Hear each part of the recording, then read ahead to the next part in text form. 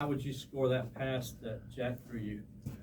Oh, that was awesome. Yeah, I caught it and I was ready to dunk it. I was hoping nobody came behind me, and I was just ready to dunk it as hard as I could. I guess speaking of that dunk, I mean, considering all the close losses you guys have had at home, just to end the game punctuated the way you did, like how cathartic was that? Like, what did that feel like? It was great. I was probably celebrating a little too long and almost forgot to run back and get my man in the corner. So it felt good.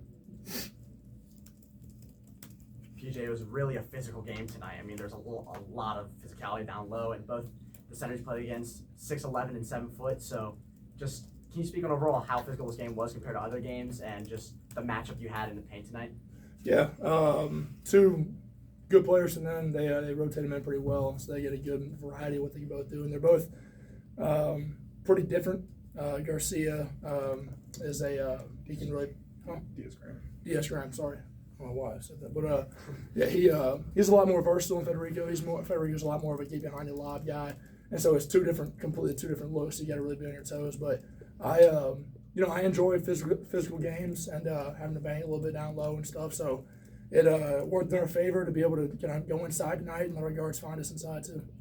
What do you think about Josh Beal's performance in the second half? It's awesome. It's awesome. Yeah, whenever he sees a couple go through, he can do some special stuff. He's awesome. I love seeing him succeed because he's had a couple of things not go his way, and it's just awesome to see him go out there and have a great game in a time we desperately needed it. How big was this, guys, for what you guys are trying to accomplish and what you want to get to here as the season runs down? It's big. It was huge for especially ACC tournament seeding, and also 4 home losses, especially in conference. It's not good. Last year we lost 1, and that 1 probably would have got us in the tournament. Would have been a quad run against Miami, and so 4 home losses is not up to our standard. So making sure that we finish this season out right is what we're really focusing on. Henson into this game, come up to one of the best scorers in the ACC. You guys did a good job limiting the 6 points. What was the game plan behind that? Yeah, I didn't guard him. I guarded him, maybe 4 minutes, but Jack Clark and Chauncey Wiggins just, they took the assignment and they did a great job, and he limited his threes. So, tell you what, that's a guy tonight we were all over him. But if you aren't all over him, I think that it might be better to just not put a hand in his face because he will just. I swear he shoots better if he can't see the rim. It's ridiculous. The guy can shoot once he steps in the gym. He can freaking play. He lit us up in the second half up there. I don't know how many he had in the first half, but he finished about 30. And I don't think he had a whole lot in the first half. So that's an incredible player. How much has Jack Clark helped you guys on the defensive end since he's been back in there? Yeah, he's been great. He's been taking some of the best players on the other team and just slowing them down. He's been guarding the point guard sometimes. He can even switch to 5 and guard him well. He's just a versatile defender, and he's been big for us. Yeah, got a lot of size and helps us, and he's such a positionless defender.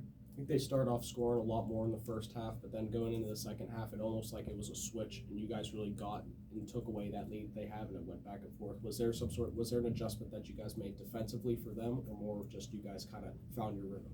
A couple guys that weren't necessarily a focus of ours hit some big shots in the beginning of the game, and so that obviously makes it a little lopsided. But we started the game plan. It was a good plan. Coach set up a great plan for us, and we ended up executing down the stretch. And we hit some shots. Chase got an incredible roll. We had some favorable bounces to go on the rim and stuff, and we ended up pulling out down the stretch, and that was what ended up winning for us for our defense down the stretch, and we played those odds in our game plan.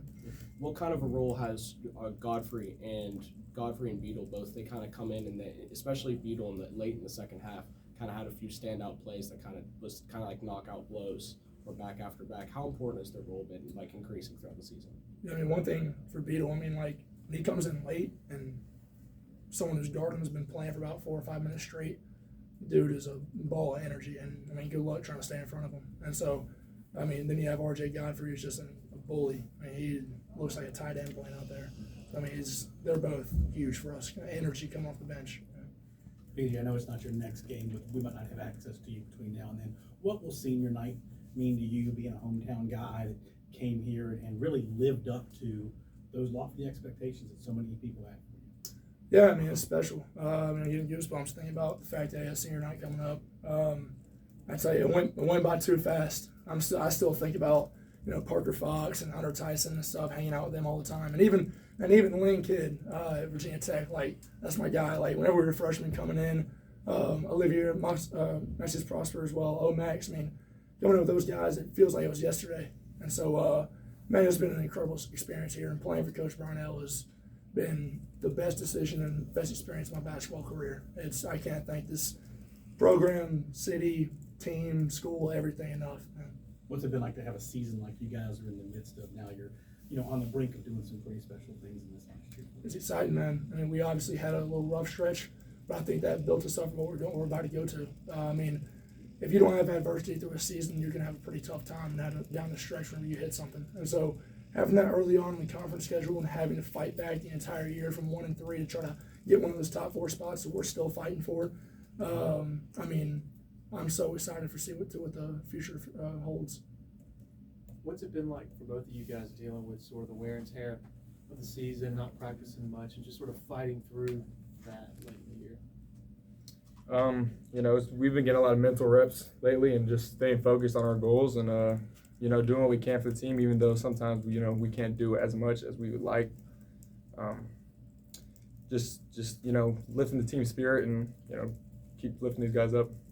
Yeah, I mean, throughout the entire season, whenever you're playing football, basketball, and even baseball, I mean, Cam Kenrell, I mean, that was the beginning of the season, but I heard he had a shoulder injury. I mean, like, there's just stuff that happens, and you just got to, continue to play and do what you can and play for your team and continue to, have a spirit. Whenever you're in these practices, if you're not getting as many reps, on the sideline, trying to coach up the guys, younger guys, and keeping guys focused and, in the right headspace. What's been y'all's elements? Can you tell us what exactly was has that? been bothering y'all? Oh, I mean, this guy just, how many minutes he played tonight? 31. Yeah, it's just kind of wear and I tear. mean, big guys playing a lot, getting beat up. Sadly, Boz is out, and so not having that guy to play about 7 minutes for us is tough, and he's fighting to get back. And so, just playing a lot, getting banged up on us, just wear and tear. Yeah, and we're both fine, and we went out there and both played 30 minutes tonight, and got to win is the most important part. You guys have recently pulled away at the end of close games, and yet when you have a lead, you've kind of let other teams fight back into the game. Why do you think that is? What's the difference in those situations? Yeah, I mean, I wish I could tell you. Yeah. I mean, there's been a couple times that, looking back on it, mental errors. I mean, I still can't believe I fouled Sternovit on a 3-pointer with 1:08 left in the game. And I'm thinking, like, oh, we're good. It's all 3, and then we end up losing. Dude, I still can't believe that happened. And those are the type of things you got to just, not forget, but, like, wipe away and not do again. And so, down these last few games, this stretch has been good for us to pull away and put teams away late and execute down the stretch. Any more questions for these guys? Ian, tonight marks your 13th game with double-digit rebounds, including 8 double-doubles. Last year, you only had 1. You've really made a stride in improving this year. Can you put that to your off-season work, maybe in-season as well? What can you attest to being this good throughout the year? Part of it is kind of just, Hunter Tyson used to grab every rebound. Last year he would grab every rebound. So I think just the off-season work and just getting in shape and, just working on being more vertical. Like, I'm not as big as these guys, but, I jump up and get the ball, boxing out and, just wanting it more. It's also having a freaking dog in you. Tell you what, not a lot of people have that like Ian Schieffelin. It's fun to play with. Nice. Yeah. All good?